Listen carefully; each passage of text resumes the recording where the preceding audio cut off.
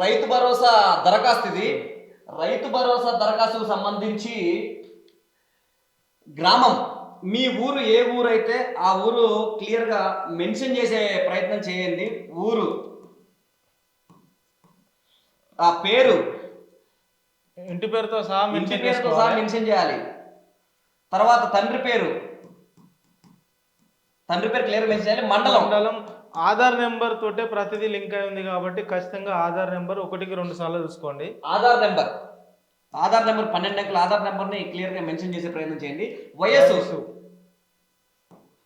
కులం, విస్తీర్ణం అంటే ఇప్పుడు మీకు ఏదైతే మీ పొలానికి సంబంధించి పట్టా పాస్బుక్ లో మా పేరు మీద మాకు ఇంతకు ముందు రైతు బంధు ఎకరానికి 4,000, 5,000, 6,000 మాకు ఒక ఎకరం భూమి ఉంది అనేది ఇక్కడ క్లియర్ మెన్షన్ చేసి దీన్ని ఖచ్చితంగా జత చేయాలి.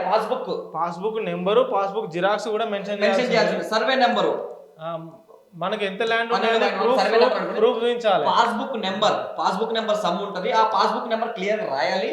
భూములు ఉన్న గ్రామ శివారు, మీ ఏ ఊర్లో భూముల్లో అంటే దీని కూడా ఉత్తర దిశ, పడమర దిక్కు అని చెప్పి ఏరియాలు ఉంటాయి ఊర్లలో, గ్రామ శివార్లలో ఎక్కడున్నాయి అనేది అక్కడ క్లియర్ మెన్షన్ చేయాలి. తర్వాత క్రమ సంఖ్య ఒకటి వేసుకొని సర్వే నెంబర్ వేసుకొని విస్తీర్ణం 1 ఎకరం ఉందని చెప్పి క్లియర్ గా రాసుకోవాలి. మీరు ఏది ఇప్పుడు దీంట్లో కూడా ఏది మిస్ అయినా మీకు వచ్చే 12,000 కదా, ఈ 12,000 రూపాయలకి అనర్హులే. మీరు 4 సంవత్సరాలు అప్లై చేసి 4 సంవత్సరాల్లో మీరు తప్పులు చేసినా కూడా 12 సంవత్సరాలకి అనర్హులే. 4 సంవత్సరాలకి 12,000 అనర్హులే. పట్టాదారుని పేరు, అనుభవదారుని పేరు, పట్టా ఎవరి మీద ఉన్నది, అది ఎవరు అనుభవిస్తున్నారు, ఆ పూర్తి డీటెయిల్స్ ఇక్కడ పట్టాదారు పేరు సంథింగ్ రాసి, ఇప్పుడు తండ్రి అనుకోండి, ఆ కొడుకు, ఇప్పుడు కొడుకు పెళ్ళైనా కొడుకు అంత ఎంతో వచ్చేస్తారు కాబట్టి చేసుకోమని డిక్లరేషన్ ఇవ్వాలి. సేమ్ ఇంతకుముందు నేను అనగా పేరు, గ్రామ శివార్లో ఈ సర్వే నెంబర్ లో ఇంత విస్తీర్ణం భూమి కలిగి ఉన్నాను, అయితే గతంలో నాకు రైతు బంధు ఇన్ని సంవత్సరాల నుంచి వచ్చింది లేదు, అందలేదు, కావున నాకు రైతు భరోసా అయినా ఇవ్వవలసిందిగా, అంటే నాకు ఇంతకుముందు రాలేదు రైతు భరోసా, అంటే బీఆర్ఎస్ ప్రభుత్వంలో నాకు ఏది రాలేదు, కనీసం కాంగ్రెస్ ప్రభుత్వంలో అయినా రైతు భరోసా తీసుకోవాలి, ఇందిరమ్మకు రుణపడి ఉండాలనుకున్న వాళ్ళు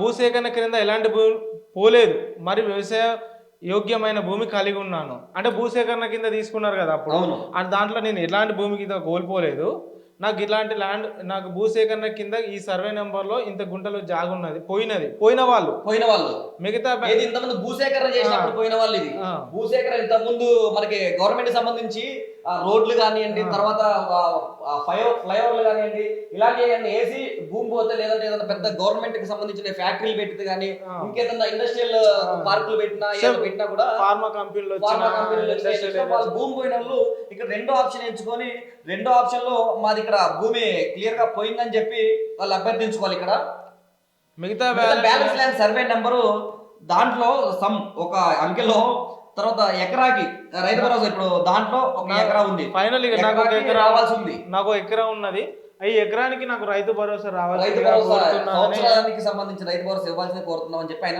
ఇక్కడ కూడా పైన పేర్కొన్న వివరాలు వాస్తవం, ఏదైనా తప్పుడు సమాచారం ఉండొచ్చో మీరు తీసుకోబో చర్యలకు బాధ్యతలు కాగలని ఇక్కడ ఓన్లీ సంతకం ఇచ్చిండు, తర్వాత చిరునామా, మొబైల్ నెంబర్, పూర్తి ఇన్ఫర్మేషన్ నా స్పృహలో ఉండి రాసిన, దీనికి ఎలాంటి ఏమైనా ఏదైనా తప్పులు జరిగినా పూర్తి బాధ్యత నాదే అని నా ఇష్టపూర్తికంగా రాస్తున్నాను, సంతకం పెట్టించుకొని ఇచ్చేయాల్సింది క్లియర్ గా. ఎందుకంటే ఇది చాలా అంటే చాలా, ఇప్పుడు